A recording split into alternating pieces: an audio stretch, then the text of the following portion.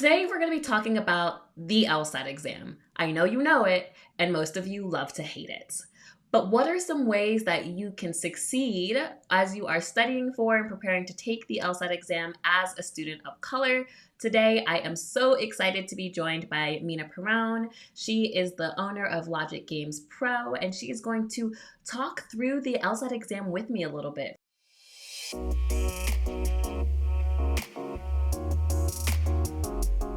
For those of you who are new, my name is Sydney Montgomery. I'm the CEO of Montgomery Admissions Consulting, where we specialize in working with first-gen and minority applicants. Mena Pirone is the creator of Logic Games Pro. She grew up in Oakland, California, and she went to college at Brandeis, where she graduated magna cum laude. She was a double major in sociology and Chinese language, and she went straight to Harvard Law School after scoring in the 99th percentile on her LSAT exam.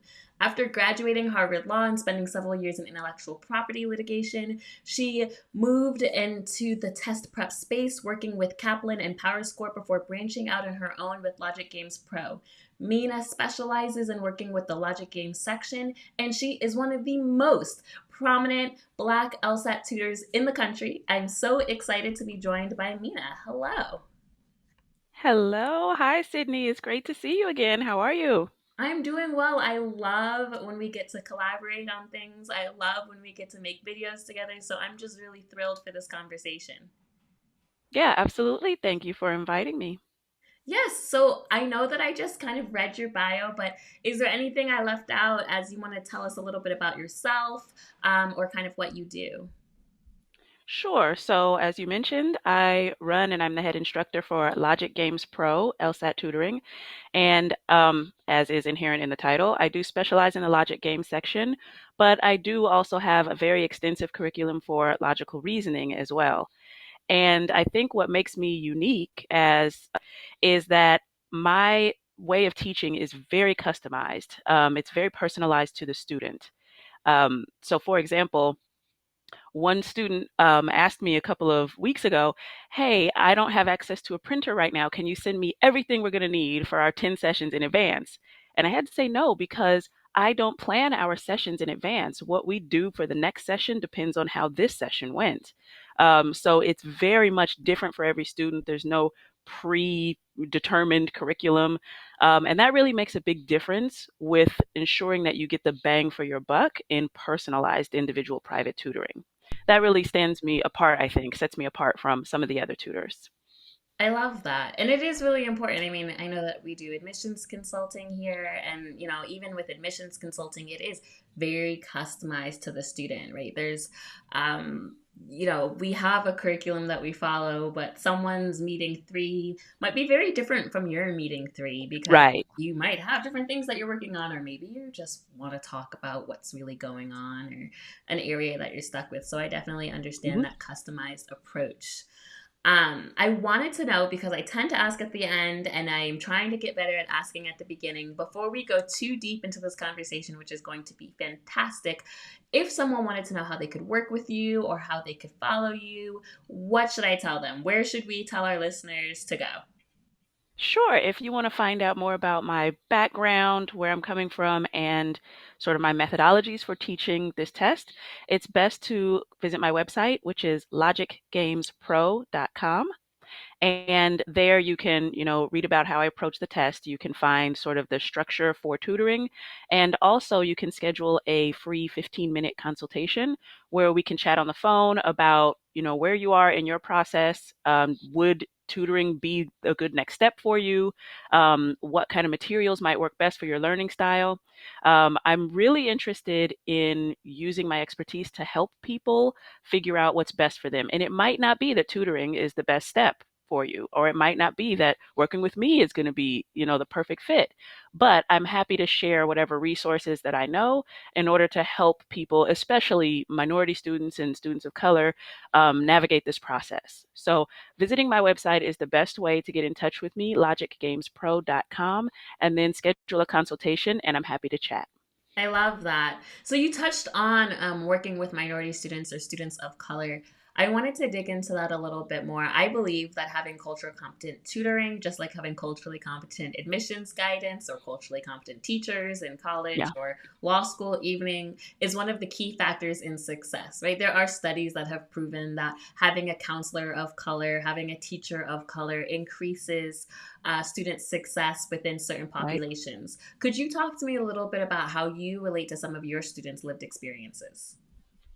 Yeah, well, I mean, the major reason why is because I've walked that road. I started off self-studying for the LSAT. First of all, I grew up in Oakland, California, which is, I mean, it's almost notorious, or at least it used to be kind of rough, a rough area, not the best schools. But I know that, if there are students who really, you know, um, dig deep and make use of the resources that are available to them, you can absolutely come out of even a poor school district prepared for the next step in your journey. And I feel like I've navigated that pretty well, I'd say. And then when it comes specifically to the LSAT, I was self studying for quite some time, and my score was not where I needed it to be. I invested in a private tutor. I did not come from money. My parents did not really have the money for this. So we really scrimped and saved and got a private tutor. And I know the anxiety that comes with sort of taking this chunk of money and investing it in someone and hoping that this is going to be the ticket to get you where you need to go. It's a big deal. And I think having lived that, it really makes me more sympathetic to a person who's like, okay, I've been studying for a while. This is my Hail Mary. This is my last ditch effort. I really want to be a lawyer and I'm putting my fate in your hands. I know what that feels like. So I feel like I'm a little bit better able to relate to my students who come from backgrounds like that, where this is a big chunk of money and you've tried it on your own. And now you're like, help me, help me. And, that kind of anxious desperation that sometimes is there. I'm able to talk people down. I'm able to demonstrate, the value that you're going to get out of it. Moreover, I feel like when I'm working with students, especially students of color, especially Black students, we really do have a rapport that comes from just both speaking the AAVE dialect, for example, in our sessions to really put people at ease and create this sort of collaborative atmosphere where there isn't this, what's the word I'm looking for? Like intimidation almost. Sometimes people are intimidated, even if it's just one on one with a tutor. There can be that aspect that makes you clam up a little bit. It makes you not want to ask particular questions, especially if you feel like it might be a stupid question and you feel like you're the representative for your race right now. There are things like that where people do feel more at ease when they're working with someone who looks like them, who has the same lived experiences. I think it really is quite important.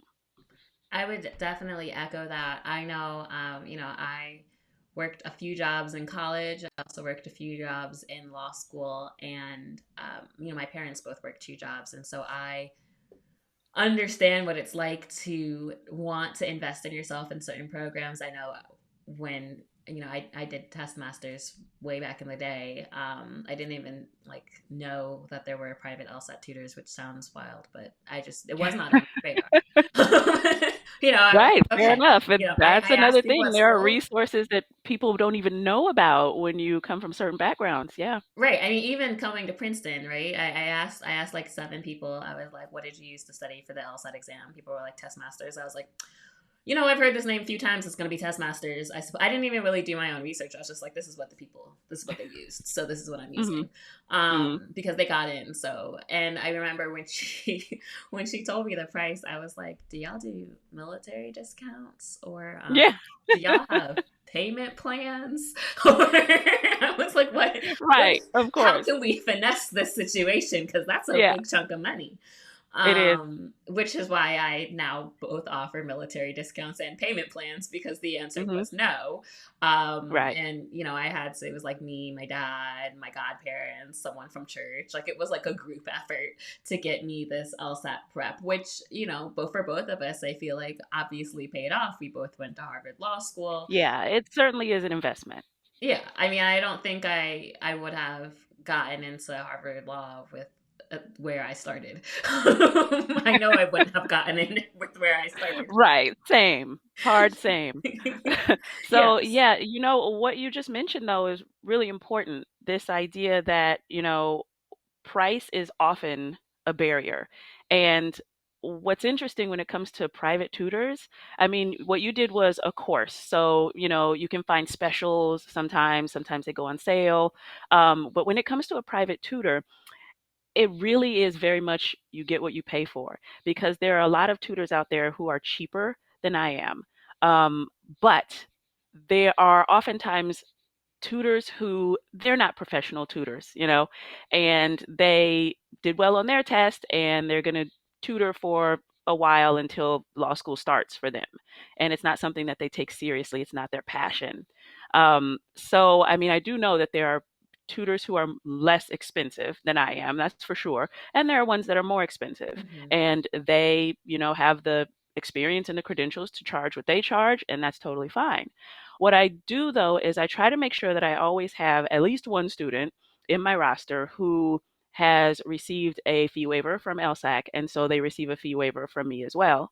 And I try to make sure it's a student who has sort of multiple compounding marginalized identities, Mm. because I feel like those are the students for whom they really sort of get left out sometimes and they fall through the cracks.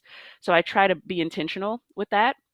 And then I also make sure that I work with organizations that are focused on, underrepresented students, first time students, first generation applicants, um, and make sure that I'm offering them discounts so that they are able to reach people who I might not be able to reach. And by doing these things, I try to make it a little bit more accessible to get really quality tutoring. Because when it comes down to it, doing something like the LSAT on your own, it's doable, but it's dangerous. Yeah. So getting that help, it really is critical. So I try to make it as accessible as possible. No, I love that. And it's one of those things where you don't have an endless amount of time, right? The application process is on a rolling cycle, and oftentimes I do see students who, for lack of better words, they waste time unintentionally, but they are starting with self tutoring or self study or a book or whatever, Yeah. and then they realize in August and September and October and November that they need a better study method, and it's like, bro, we're in Yep. November at this point, right? Like, man, I wish you had made that decision in June because Yeah, we could because have so been, many of my students tell me by the time we finish working together, they're like, my biggest regret is that I didn't start with you sooner. yeah, It's yeah. so true. Yeah. What are some other ways that students struggle? Like, what are some common themes that you see? Yeah, so that's really one of the biggest things I see is that people come to me and they've already studied for a while and they've hit a wall. They've tried one method and then they tried another method and they tried another method, which makes sense. Like if something's not working for you, try something different. But ultimately, they end up coming to me confused. They are using different terms for the same concepts and the same terms for different concepts. And, they've just, I don't want to say wasted time because they got the fundamentals as they needed, but spending a lot of time self studying when it's not working Mm. definitely leads people to come to me sort of almost in a panic, and time's running out. That's really a common theme that I see some frustration, quite a bit, especially because people who are working with books or with courses that are pre-recorded, they are not able to get their specific questions answered, and so that's a lot of the reason why people seek private tutoring. It's so that they can have that back and forth. I find that people miss that quite a bit. A lot of people feel the test is impossible. Mhm. And that's because they've just been studying for so long and not getting anywhere. Um, but I do find that most students who I work with who start off feeling that the test is impossible, they just need a different way of looking at the exam. They just need different methodologies and a different approach than what's offered in, the majority of the courses that are generally available. Absolutely. And how important are some outside factors like time, work, family responsibilities when it comes to studying and also succeeding on the LSAT exam? I know I work with a lot of moms. There's a really Yeah. strong single mom population out there. Like, I'm not a mom, but shout out to all the single moms that are out there crushing Definitely. it, second career changers.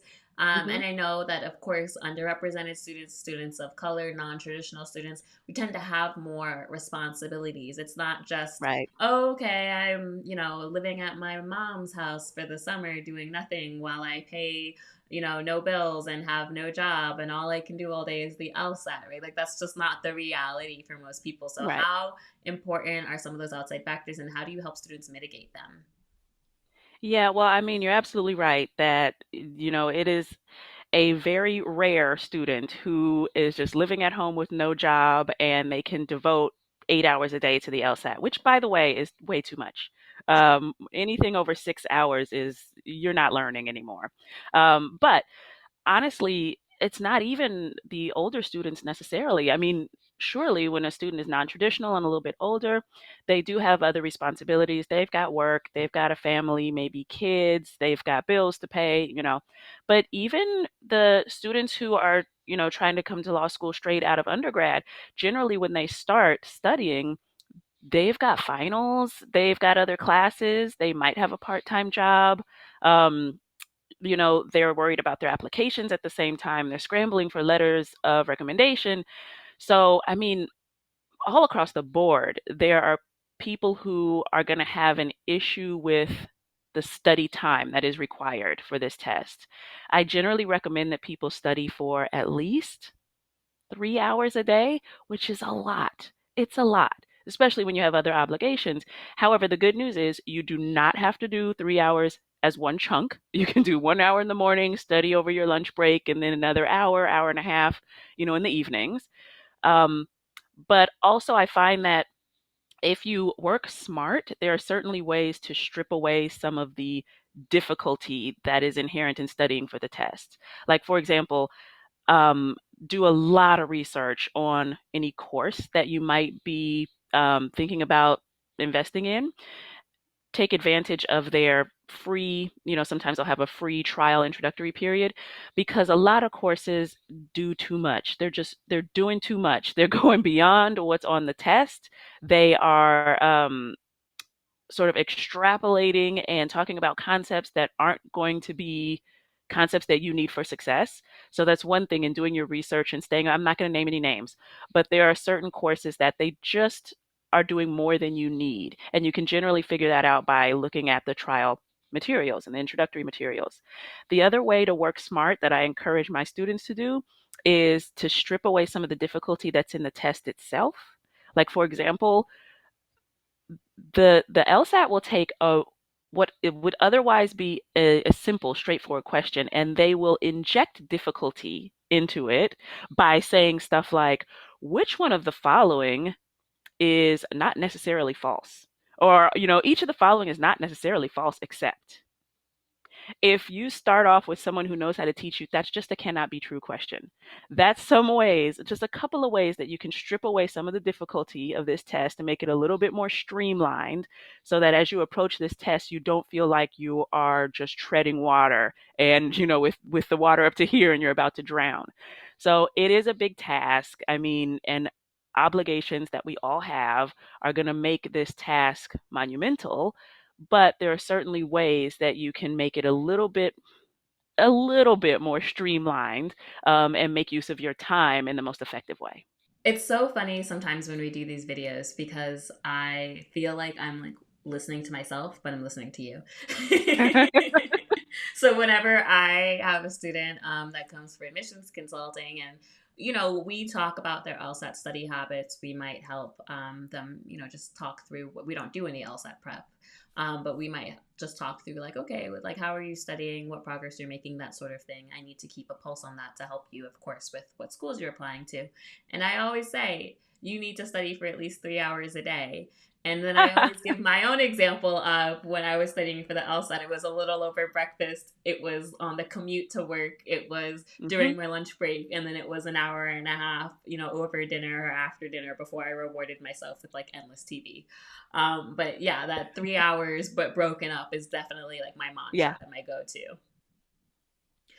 When we talk about success, there are some metrics and some numbers and some data that I think are not as great, right? When we look at the median LSAT score for Black test takers, it's hovering Mhm. around a 142 right now. And in context, I think the median LSAT score is somewhere, like nationally, is somewhere around a 152, 154, somewhere in there. Yeah. But for Mhm. Black LSAT takers, it's about a 142, which is below the medians of basically like most schools. What are Yeah. some of the factors that you believe contribute to this? Yeah. I mean, the statistics are concerning. They definitely are. And I think honestly what it comes down to is wealth disparity. Fundamentally, that's what it comes down to. And of course, there are sort of some direct ways in which wealth disparity is going to impact the scores that minority and students of color are able to attain. Like, for example, just what kind of courses can you afford, and what materials can you afford, and can you afford to get a private tutor? You know, those are direct ways in which wealth disparity is going to impact your potential score. But then there are also indirect ways as well.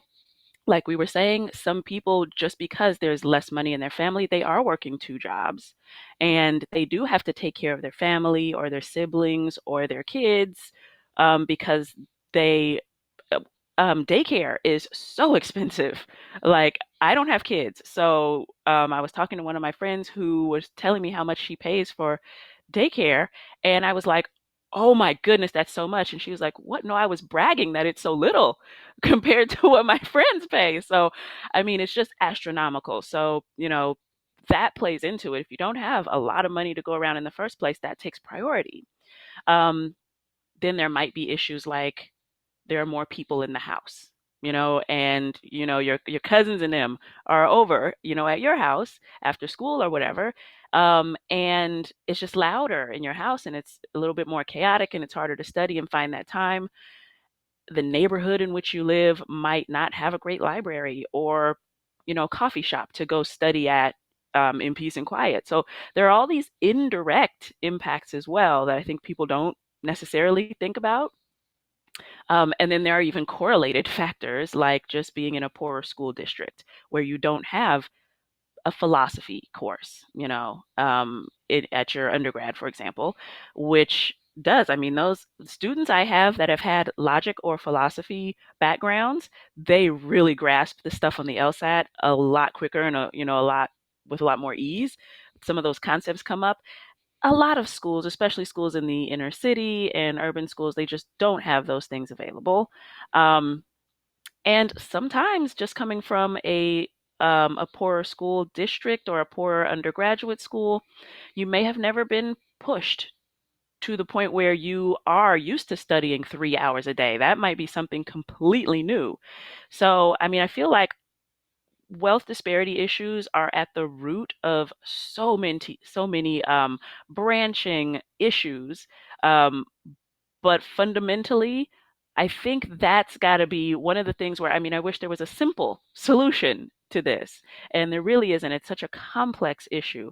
But fundamentally, I do think it does come down to, and all of the issues do stem from this idea of if there's not as much money to go around, it's very expensive to be poor. It's very expensive. And it's expensive not only financially, it's expensive as far as how it impacts your future and your potential. I think that that's definitely I've heard that phrase before, and it's true. It's very expensive to be poor. I think one of the things that I see a lot when I think about where people are coming to me from is how much writing they've had before they get to the place of trying to write their admissions essays, even things as simple as grammar, right? Knowing the difference between active and passive voice, or, when I'm pushing students to show, don't tell, some these are I'm sometimes teaching writing, which is fine. Mhm, mhm. I was an English major, and actually my company launched a software outline which is geared toward K-12 schools and undergraduate writing centers in order to help maybe get some of this structuring into schools earlier, so that by the time you get to the place of writing your graduate school essays, you maybe have already had a little bit more of that structuring rate. But I think you're right. When there's so many things on the LSAT exam and the essays, but I Mhm. definitely see it in the LSAT exam. where, if you're not used to reading maybe complex or just boring passages closely, if you haven't had some of that critical thinking skills, right? If there are definitely some undergraduates that teach you to think a little bit more, to challenge Right. everything, and there are some schools that it's more, hey, just give back what I said to you. I said the answer's A, just tell me A on the paper, right? Hmm. And those are kind of levels, and I think the just kind of giving it back to you way of teaching doesn't necessarily prepare you to be successful. Not that you can't be successful in law school, but in the admissions process, I see Hmm. it more as the barrier. There's so many students from whatever background, whatever school, can be successful as a lawyer, can be successful in law school. But the way that admissions is set up, the way the test is set up, I feel like it benefits those who have come from a history of taking standardized tests, of challenging what they Right. see, of thinking critically, of even taking tests fast, right? I mean, speed is one of those things that if you're used to taking a lot of timed tests, you will probably naturally be a little faster than if you don't have the ability or don't have the practice or experience in that kind of testing situation or in that fast thinking situation. Doesn't mean that you are any less smart or intelligent. And it's ironic because as an attorney, you never really have to go fast. As an attorney, You there, don't have to be fast. It's so true. build your time, take an hour, That's true. right? Like, I wanted to build on what you said because um, I don't, first of all, I want to clarify that by no means am I saying that every minority student is poor. That's not the case, obviously. But I mean, there is definitely a wealth disparity that plays into it. But even if you don't have a poor background, even if your parents were solidly upper middle class, there are still going to be issues of, when you come from a minority identity that can still have impacts on how well you do on the test, how well you study, how prepared you are for the test.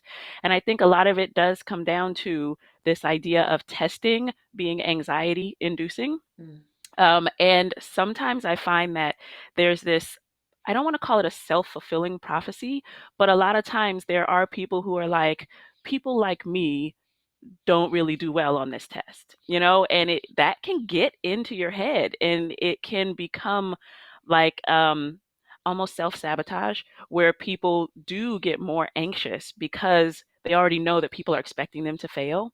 yeah, it's like So having that's the another confidence of aspect. a Yeah, mediocre white exactly. man, right? Is what they say. Exactly, exactly. And that has nothing to do with your family's financial history, So there are multiple layers to this. And like I said before, I wish it were a simple solution, but it is so complex. And you just reminded me of absolutely another facet of this, and they sort of interplay. What are some ways that you feel like you might support students of color in their journey? I know that we talked a little bit about the cultural competency piece, but are there other ways that you feel like you support students of color in their journey that maybe other tutors who aren't of color or maybe aren't from even a first gen or a different Hmm. socioeconomic background might not be able to support students or aren't yet supporting students as well as they could be?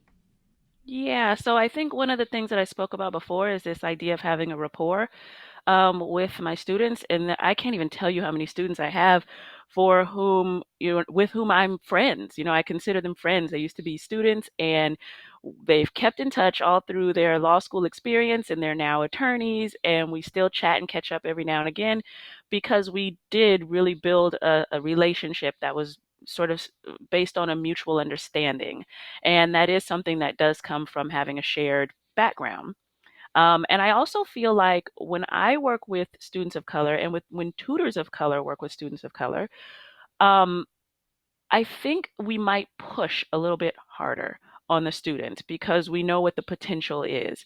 And I say this because I was just reminded of a student who came to me after working with another tutor who was not a tutor of color, and she actually, it was kind of funny because she was telling me that he kept saying, hey, if you want to get into the 150s, you have to do this. If you want to get into the 150s, you need to do this and that. And she was like, I kept telling him I'm already testing in the high 160s.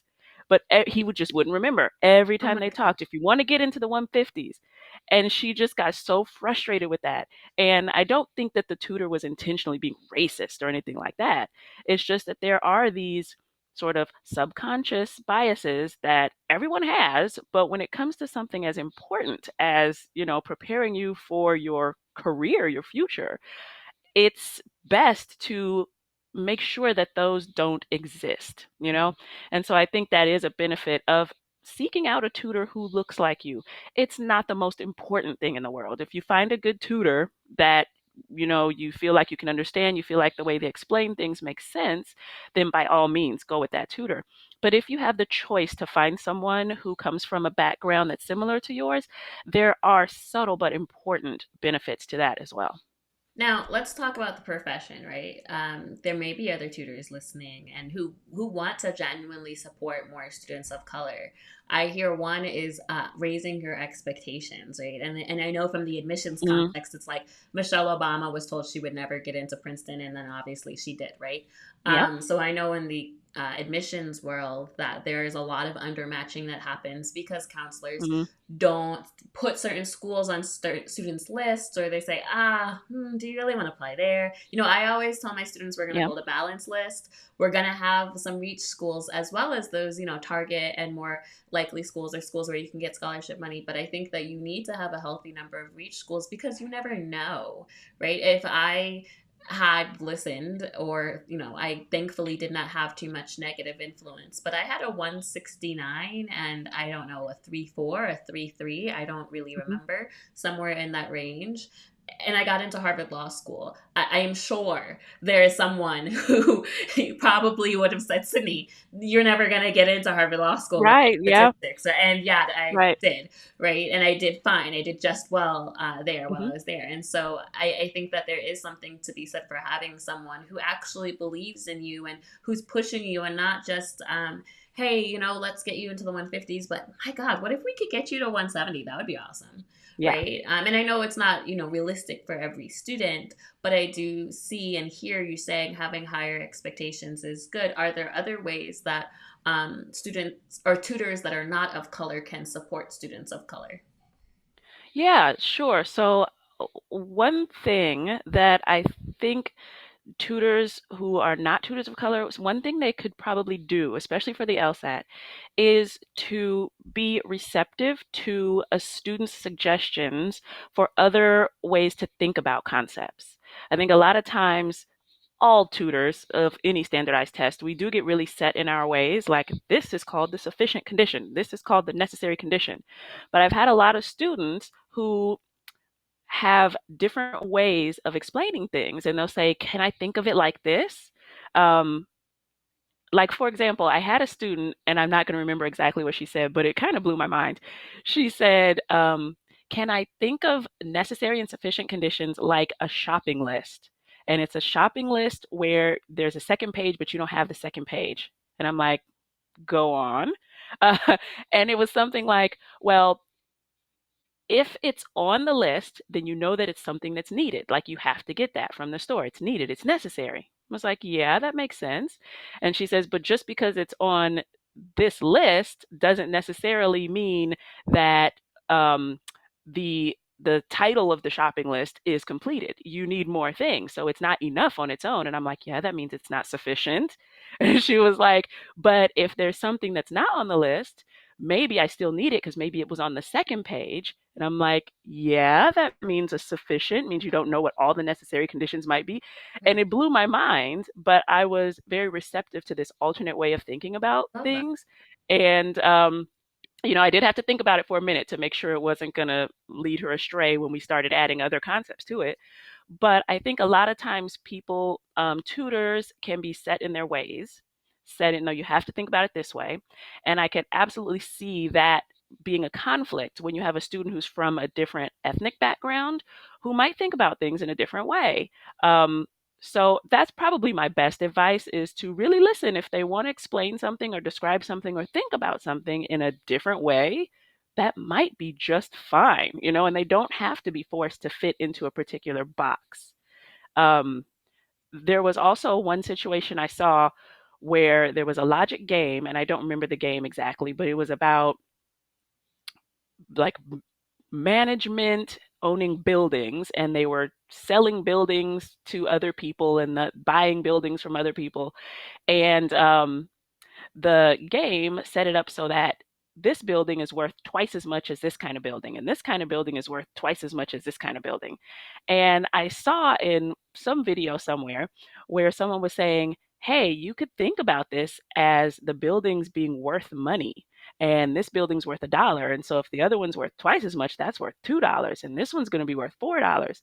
It was a completely different way of thinking about the game, but it was like, it makes sense. It works. So um, be open to those really alternate, sometimes they might initially seem like they're completely off the wall ways of thinking about concepts, because, someone coming from a different background might totally get this as long as it's explained in a way that makes sense to them.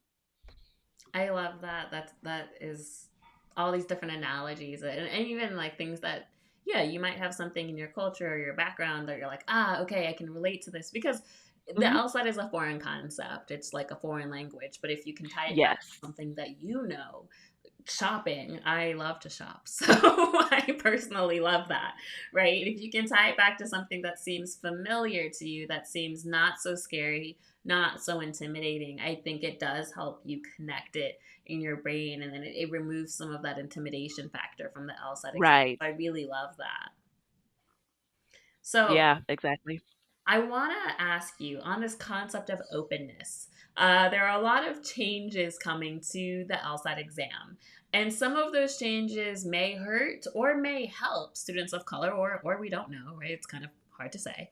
But I know Yeah. that one of the potential changes that everyone is talking about right now is that the ABA committee has recommended, although it has yet to be fully approved, but has recommended to allow law schools to go test optional, right? We've seen that in the college admissions realm. I do college and law school admissions. Hmm. At this point, like so many colleges are test optional. They started off being test optional with the pandemic. There are some schools like Harvard that has stayed test optional for the next couple of years. The UC system has as well. We've seen major changes come about in the SAT and the ACT in that testing arena, but in the pandemic, the LSAT did not go, or law schools did not go test optional. The LSAT became the LSAT Flex. It went digital and Right. at home. But now, we already had the ABA recommend that you could take, law schools could take the GRE and the LSAT exam. But now we're having a Right. proposed change that could say law schools could determine if they want to be test optional, if, they don't have to take any test. What impact do you think this will have on applicants of color? Is this a good thing? Is this, maybe not a good thing? Is it too early to tell? Yeah, so I think it is too early to tell. Even though we do have some information from how this is played out in undergrad, there are certainly different factors that come into play when we're talking about law school. Um, the major one I think is the bar passage rate, which I think will be impacted tremendously Absolutely. by eliminating, the LSAT requirement. And so there are going to be different factors at play in law school. And honestly, it's really hard to tell how this is going to impact students of color. There was a study that was done, I believe it was called the Belasco study several years ago, where they did look at the undergraduate experience once those schools went test optional, and they tried to determine whether or not it had a beneficial effect on the diversity of the school.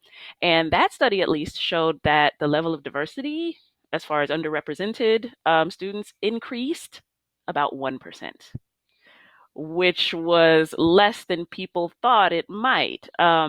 So, as far as eliminating the test, will that be sort of the magic bullet to get diversity levels up to where I think they should be? Probably not.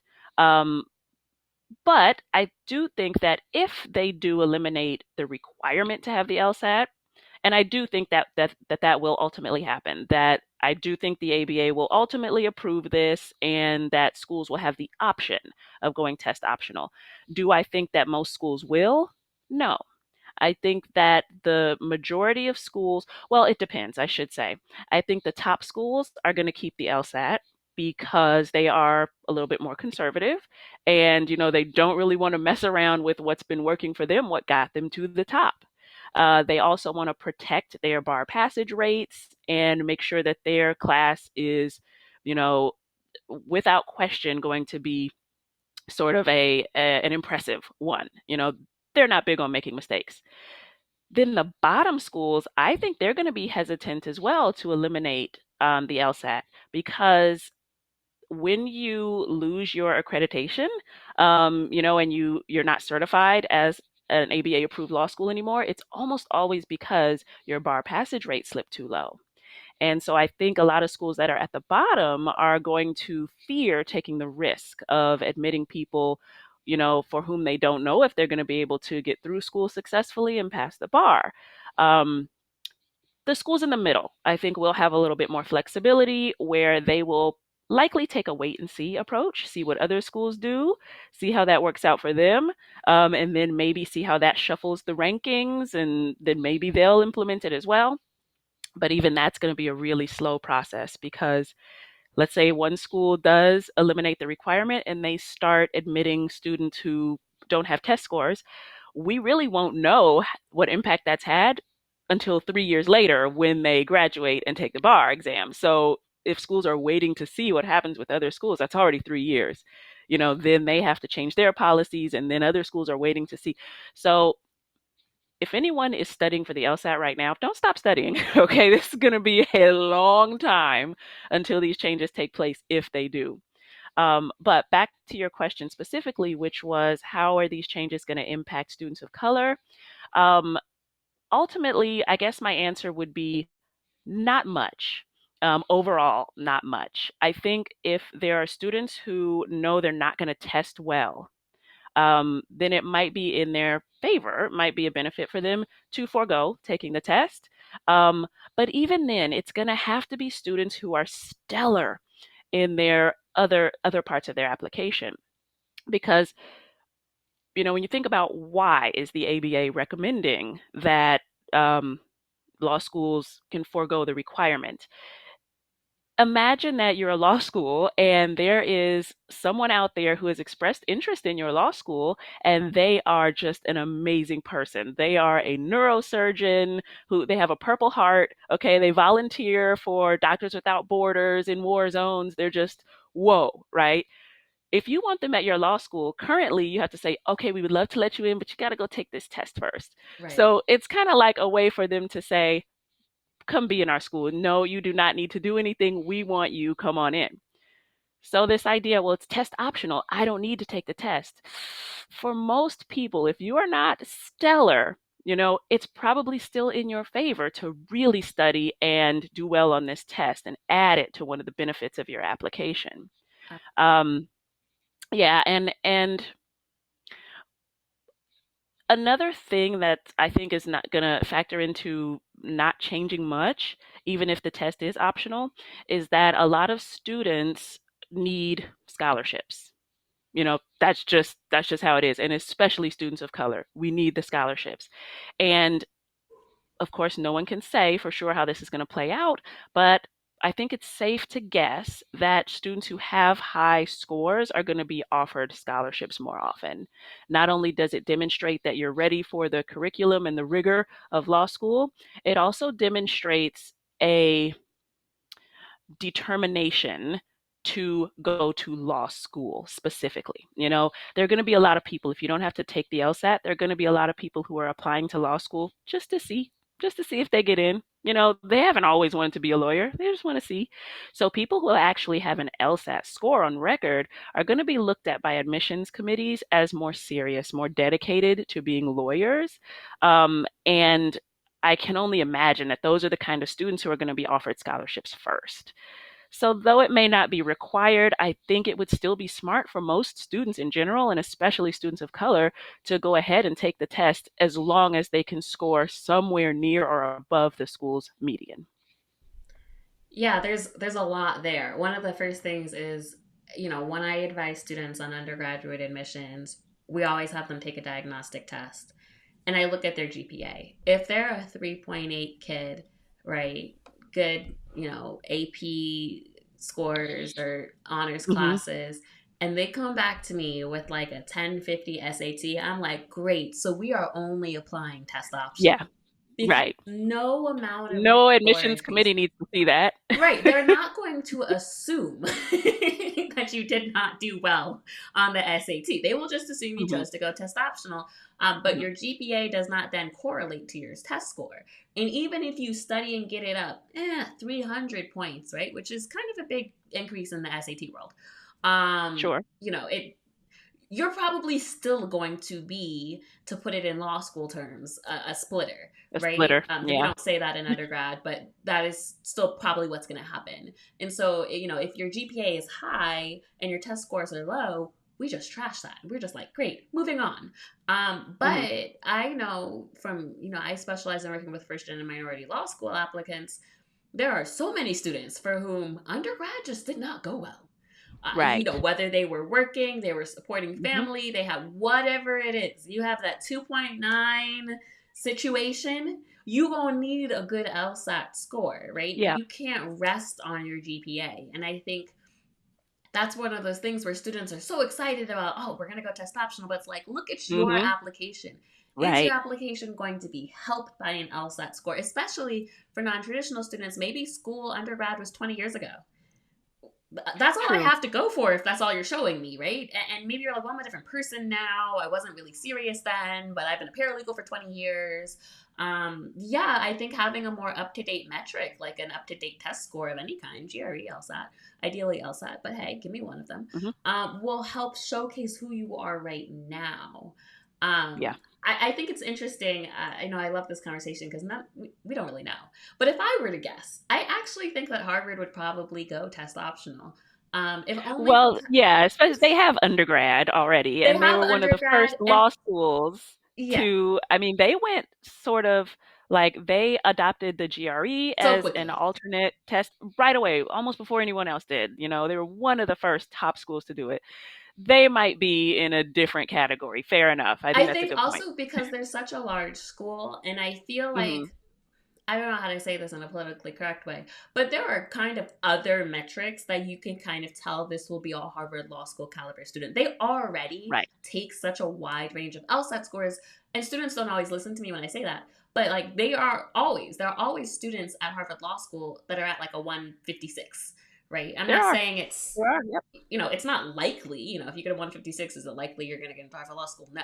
Is it It's possible? possible. Absolutely. Yeah. It's absolutely possible. It happens every single Hmm. year, Yep. right? So they already take such a wide range of LSAT scores, which tells me that they really are holistic in their admissions process and that there are other factors and metrics that they can use because you know what hasn't dropped their bar passage rate, right? Right. So they are clearly approximating other metrics. That's where that GPA comes in. That's where those letters of recommendation come in. Your essays are so important.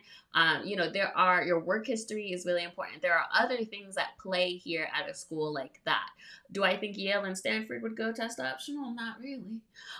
They seem to be a little bit more, yeah, they seem to be a little bit more conservative. they Fair love their enough. numbers over there. They love them. Yeah. But they're smaller schools too. Right. I actually think that some of the schools in the middle, it can go either way, right? So one of the Hmm. interesting things that I've seen happen in the undergraduate space is one, you are correct. When schools go test optional, their applications increase, which inevitably drives their admissions rate down, right? They automatically Right. see The more percentage, selective. right. Yeah, there are some schools that in the last 2 years, I've seen them go from a 24% acceptance rate to a 10% acceptance rate on the college side when the test. I was like, what? They're only accepting And 10% it's of just students because nowadays? so many people are applying on a whim, but they're Right. still accepting the same amount of people. Exactly. Yeah, so their acceptance percentage, it looks like they're getting far more exclusive Right. But they're not. when, I mean, I guess they kind of are, but not really. You Right. still have the same chances. It just seems Listen. like you have a worse chance. Yeah. Exactly. And one of the things that I find interesting is, if I'm always putting myself in the self-interested law school seat, schools in the middle, I think, are the most concerned about increasing in rankings. Right. Especially in that 40 and up range. Everyone's trying to get into the T25 or the whatever. Mhm. And one of those things is the median, right? And it can go either way. You can say, well, they're going to keep their LSAT score. They're going to, keep requiring tests because they want to make sure their medians are a certain way, or they want to keep their bar passage rate up a certain way. But what I have seen on the undergraduate stage is that, if only students who score well submit scores, your Mhm. median's going to go up. So if you're test True. optional and everyone is like, well, dang, I failed the LSAT. I mean, you can't fail it, but I didn't do as well as I wanted to.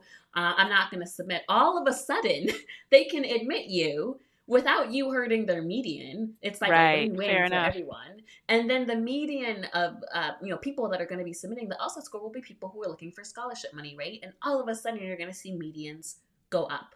Sure. That could be a reason why schools do go test optional, just so that the scores that they receive are higher. But here's another factor.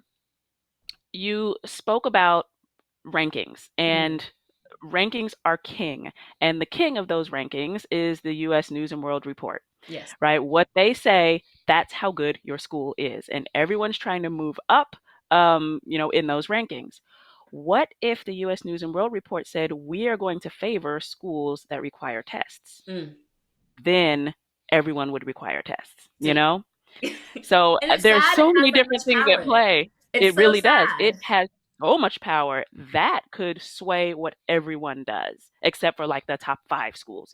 Right. So, I mean, it's almost impossible to predict what's going to happen here because there are so many factors at Yeah. play. It can go. But Go. I do want to ultimately say that for students of color, don't look at this like the panacea. Like this is like, oh, hallelujah, I'm not going to take this test. Don't do It's that. great that we're getting rid of the LSAT.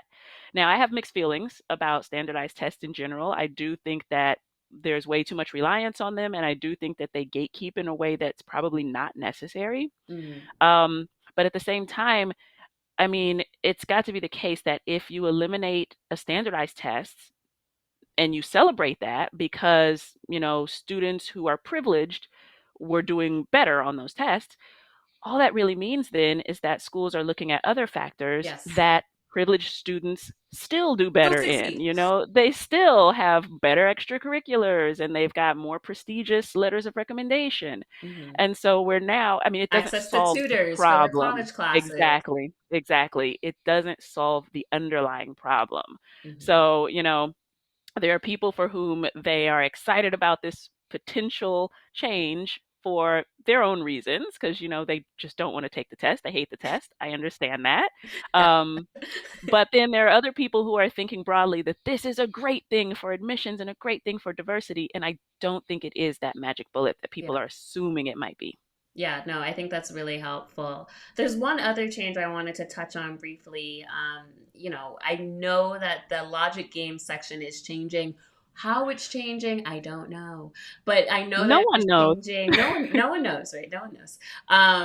There was a lawsuit by a blind student that was ultimately successful about ways in which the logic game section did not favor those students with disabilities. And I know that LSAC has tried hard to work on their partnership with the National Federation for the Blind and other organizations that work with students with disabilities. I know it's impossible because no one knows anything, but do you think changes to the logic game section would be generally a good thing for students of color? Generally, maybe not a good thing. Do you think the section, of course, Right. it's your bread and butter, right? Yeah. How are ways in which that section actually helps maybe students of color, and what changes could be beneficial or not? Yeah, so you're absolutely right that it's impossible to predict how any changes would impact anyone because the LSAC has been very tight-lipped about what kind of changes are being considered, much less what the changes will actually be. They have made very clear, though, that they will keep an analytical reasoning section, which we call it logic games, but the real name of that section is analytical reasoning. And so they said they are going to keep an analytical reasoning section on the test. So what this indicates, I mean, with a plain reading, is that they're not eliminating logic games as an idea completely. They're just going to shift how it's tested, Mm. which may be that there are certain types of games that they don't test, games that are rely too much on visual spatial ideas or concepts. I'm not sure. No one knows how they're going to accommodate this and make it so that individuals who are blind don't have a disadvantage. But they have made it clear that they're going to keep this concept on the test in some shape or form. So I don't know how it's going to impact students in general or students of color. I don't think that it'll have a huge impact, both because they said the concept will still be there in some form, and also because, the logic game section is probably a benefit to students of color who might otherwise, especially, if you speak English as a second language, for example, the logical reasoning and the reading comp sections are going to be more difficult. And not even English as a second language, even if you're not used to reading that kind of stuff in your background, those sections are going to be tough. The logic game section, though, the analytical reasoning section, that is always the most inherently learnable section Hmm. where nobody knows how to do this stuff. So you're starting on a level ground with everyone else. Nobody learns about how to do logic games in school. So even if you came from a school or a background where reading and like this really critical thinking wasn't emphasized, you're still on equal footing with anyone else when it comes to the logic game section. So I'm glad that it will stay in some form because I think that is the section where students who might come from a disadvantaged background where they can really shine. I love that. I love thinking about the fact that there is a section that you're on equal footing with because I also Hmm. think that the logic games are the most learnable. They were my favorite section. Me I too, have had obviously. I decided to teach it as a profession. Yeah. yeah, I have had some students tell me that they're like I don't know, for whatever reason, like I just get the logic games for whatever reason, like they're surprised at themselves. So like I don't know, the whole Mm. test is hard, but for what I get that section. So I am glad that it is actually staying because I do agree with you that it is the least reliant on whatever previous educational background you have had, which is Exactly. where I start to Exactly. see some of the other disparities. Are there any other tips or success points you can give students of color as they are kind of embarking on their LSAT journey, or thinking about themselves as a student of the LSAT, hopefully soon to be victor of the LSAT? Yeah. So yeah, I would say to students of color, especially ones who are thinking about this upcoming potential change in the LSAT to be optional, um, I would encourage them to continue to study for the LSAT and try to make that the point that sets you apart from everyone else. This is your time to shine. This is the where it's almost like a fix it. If, like you were saying, you had an undergraduate experience that maybe wasn't up to par because of whatever factors. Um, the LSAT is really your chance to demonstrate that no, you are brilliant, and it's an opportunity to show admissions committees what you're capable of. So I would say that if you're serious about law school and you really want to demonstrate that to an admissions committee, that the LSAT is probably your best chance of doing that. So, if you in any way can invest in yourself to make sure that that score reflects your ultimate potential, then that's probably the best investment that you can make in your future career. I love that. And remind me again, how can people get in touch with you if they want to work with you on their LSAT prep materials? Yeah, so if you are interested in maybe seeing if tutoring is right for you, definitely visit my website, which is logicgamespro.com. And there you'll be able to either shoot me a quick note or sign up to have a consultation so we can actually speak and dig deep into what you need to succeed. You can also follow me on Facebook, which is at Logic Games Pro. If you type that in, it should just pop up. And please remember that, any student, but especially students of color, and even more specifically Black students, I'm really rooting for you to succeed because one of the most discouraging statistics that I've heard is that only 5% of lawyers are Black. And that is just so incongruous with, our representation in the general population, that if there's any way that I can help Black students, especially, get into the career and start making a difference in the field, I'm happy to do so. So even if you're not interested in working with a private tutor just yet, or even if the price scale might be a little bit out of your budget, still set up a consultation, because I would love to share what I know and share other resources with you to make sure you have the best shot at achieving your goals. I love that. Well, Mina, thank you so much. This was so fantastic. We're gonna have you on here a little bit more often so that you can. I would be happy to. Yeah, I love chatting Yes. with you. Yes, we will have you on here more often. But make sure, if you were watching this, if you were listening, if you found this helpful, make sure you share it with a friend, like and subscribe, rate and review. Let me know in the comments if you want to see more Mina time. I love a Sydney and Mina time. And we just thank Mina so much for all of her goodness and her wisdom and her tips. And we can't wait to see her back next time. Thank you so much. It's always a pleasure. Take care. Bye, guys.